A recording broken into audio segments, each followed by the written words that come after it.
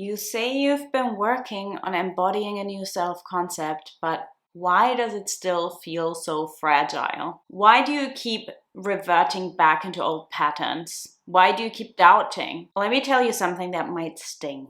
Maybe you haven't actually been embodying anything.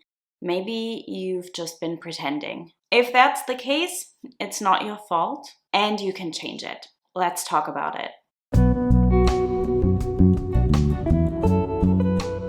Hello my loves, welcome back to my channel, or welcome if you're new here. My name is Lorena, I'm a somatic self-concept and identity coach, and I support women in bridging the gap between who they currently are or perceive themselves to be and who they desire to be or become, so that you can break deep-rooted patterns, get rid of repetitive cycles in your life that you no longer want to repeat, and finally step into and create the reality that you want to experience. So let's talk about embodiment, specifically the embodiment of a new self-concept. You don't change your self-concept by thought alone. Even if people try to tell you that you just need to affirm your way into oblivion, which drives me mad. But hey, you also have to feel it.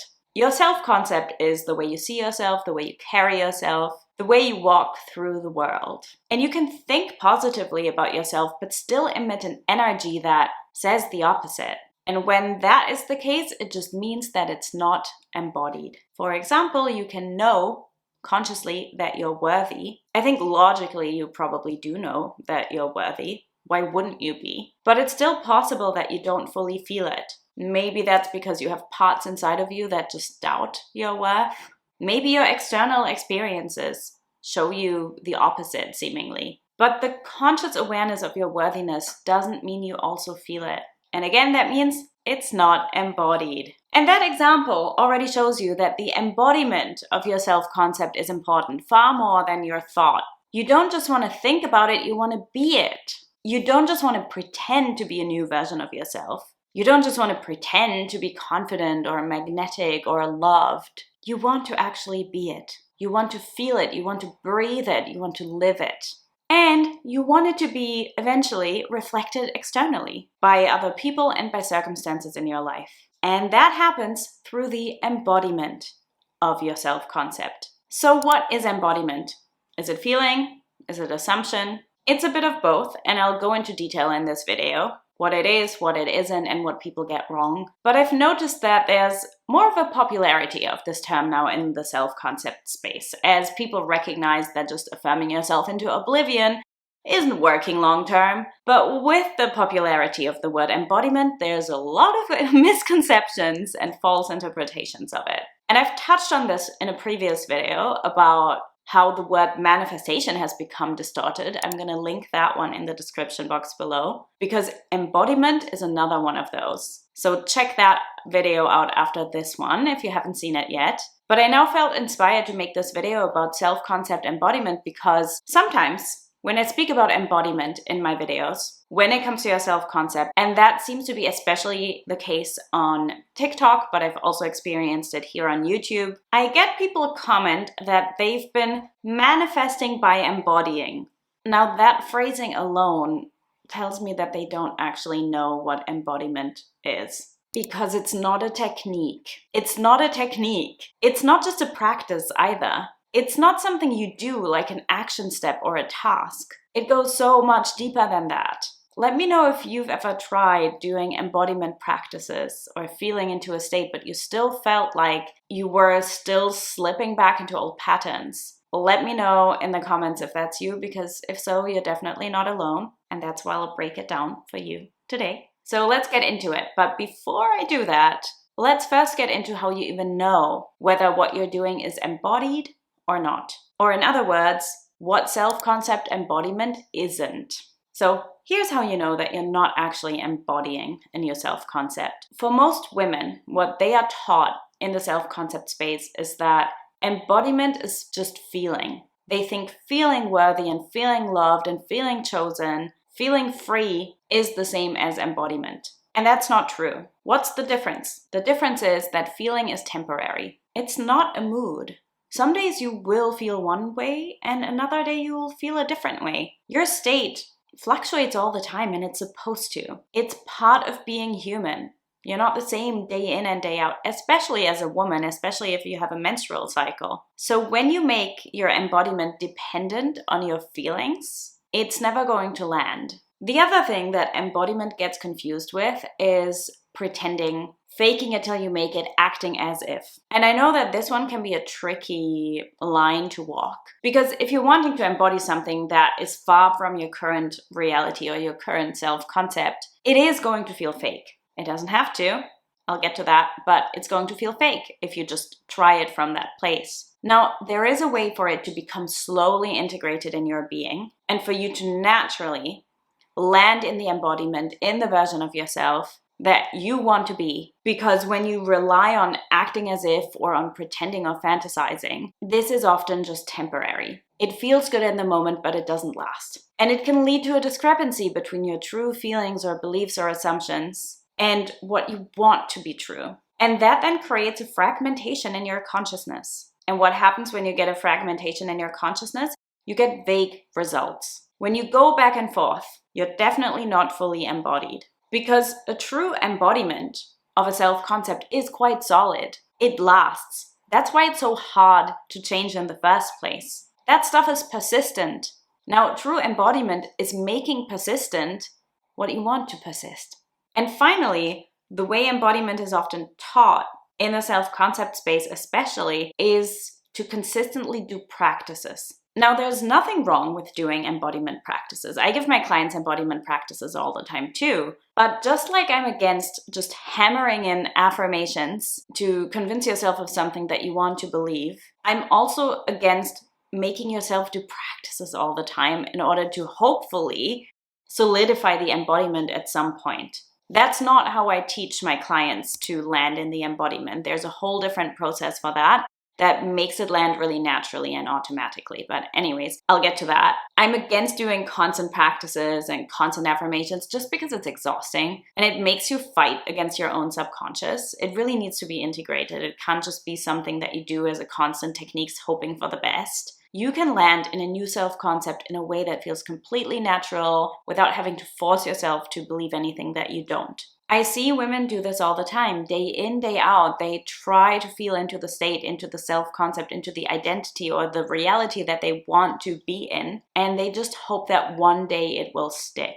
But there's something deeper that is missing. There's deeper work that is missing, and so they tap into the state, they touch it, which gives them hope, but they can't sustain it because feeling and imagination are not the same as embodiment. Surface level embodiment feels good for the moment, but it doesn't create lasting change. So if you keep slipping back into your old patterns when you think you've been embodying, you're not actually embodied in the version of yourself or the reality that you think you're embodied in or that you wish to be in. So now that I've spoken a lot about what it isn't and the misconceptions and mistakes around self-concept embodiment, let's talk about what self-concept embodiment really is and how you can make it last. And before I go into this, if you haven't already, I want to invite you to check out my free self-concept mastery blueprint, especially if you're new to my world, but also if you just haven't downloaded it yet, because if so, what are you doing?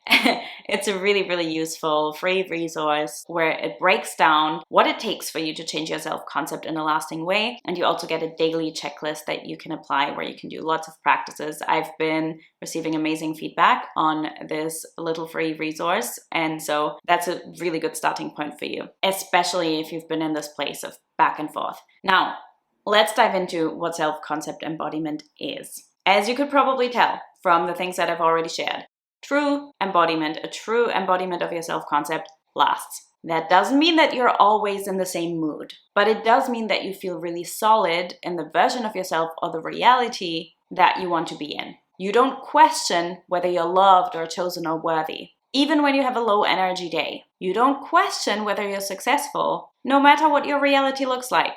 A successful shift into a new self-concept or embodiment is lasting, long term. Successful self-concept embodiment also doesn't feel fake. It's integrated in your being. It's just who you are. You can feel that. You can feel the difference. If I ask you now, this is a good exercise for you. If I ask you now, How do you see or perceive yourself? Who do you truly, deep down in your core, believe that you are? If you think of something that you desire, does it feel like it's aligned with who you are? Does it feel natural to you? Does it feel normal or forced? That's how you know how embodied or not embodied you are in your self-concept, or in the self-concept that you want to live from. True self-concept embodiment also includes all of your emotions. That means it's emotionally integrated. It's not bypassed. You're not ignoring your fears, you're moving with them. You're not free of trauma, you've healed it, you've integrated it. You don't pretend that your ex didn't break your heart. You've taken this experience with you into the version of yourself who is loved and chosen and wanted, or whatever it is that you're creating. Changing your self-concept, and therefore self-concept embodiment, it's a freaking rebirth. It's not a practice. That's what it means for this new identity to be embodied. You're essentially living from it, not performing, not pretending. It feels natural and normal to you. It's not something that you're trying to make yourself do or feel or be. And from that place, and this is the amazing thing, from that place you also don't need to make yourself act or feel or behave or think in certain ways. You already are that. This is something that I hear from my clients in Recreate Yourself all the time. It's probably the most common feedback of result that people get. Everyone says this, and I'm really proud of this part. They previously, before joining the program, did all of these techniques to get themselves into a certain self-concept, into a certain state, a certain embodiment. And those techniques almost always included changing their thoughts, making themselves act differently, trying to feel into a different state. But when they are guided through the self-concept transformation in the way I teach it in Recreate Yourself, they don't have to do that. You don't. They just become a new version of themselves through the emotionally integrated and embodied method and process that I teach. They become embodied so that the new self-concept feels natural and normal. And the consequence of this is that their actions, behaviors, feelings, thoughts, and habitual states naturally change. They don't even have to try, because these experiences are just part of their new self-concept. They are part of who they have become. So you know what it's supposed to feel like now. But what's actually missing? What do you mean, Lorena? What is missing? What's missing in your embodiment practice? Now, as I said, embodiment isn't a practice, it's a process. Well, it's actually the end result, but to get there, you have to move through a process, not continually practice. Nothing wrong with practicing, but it shouldn't be the basis. What I teach in Recreate Yourself is founded on a few core pillars. Those include, they're not limited to what I'm about to say, but they include a few very essential components. Emotional integration. So we deal with the emotional charges that you've suppressed in your system over the years. We process the fears that come up when you're wanting to step into a new version of yourself. And it's slow and gradual in a way that these emotions become your superpower, not something to avoid.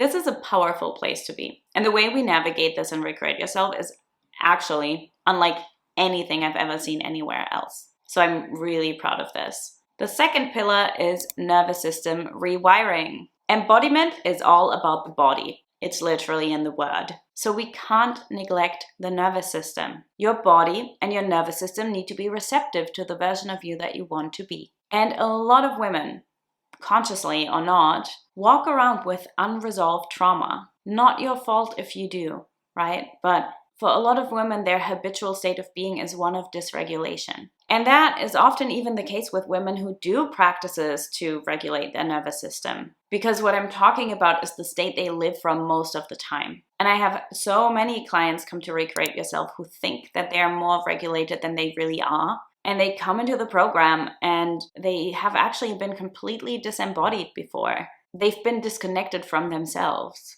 And from that place, when your nervous system is out of whack, especially if you don't have awareness of that, but either way, from that place, it's really hard to embody something new because your body literally can't sustain or contain it. It's not receptive to it. It's not ready for it. Not your fault, not your body's fault, but that's why that work needs to be done first. And the third pillar that I'm going to mention is shadow integration. Now that's about the work we do with and in your subconscious. And yes, that also includes imagination and feeling, but not in the way you may think. It also doesn't include the things you find online about how to do shadow work, but we're not bypassing the subconscious here, right? We work with it. It's a process of slow integration that allows the embodiment to happen naturally. No more faking it till you make it. True embodiment isn't something you perform. It's not something you continually have to practice. It's who you become. And the most powerful version of you, she's not trying to believe new things. She simply does because it's her truth. It's not just her hope. And that version of you is waiting for you. You don't need to push harder. You don't need to be more consistent with your techniques. You just need to do the work to become her. After watching this video, let me know. And be honest, are you embodying a new self-concept? Do you feel solid in it? Or are you still performing? I'd love to know what part of the video resonated the most with you. Please leave a comment below. And in next week's video, we're gonna dive into why people, that could be a specific person, it could be friends, pull away when you're changing your self-concept, and why that sometimes means you're on track. I'll see you next week.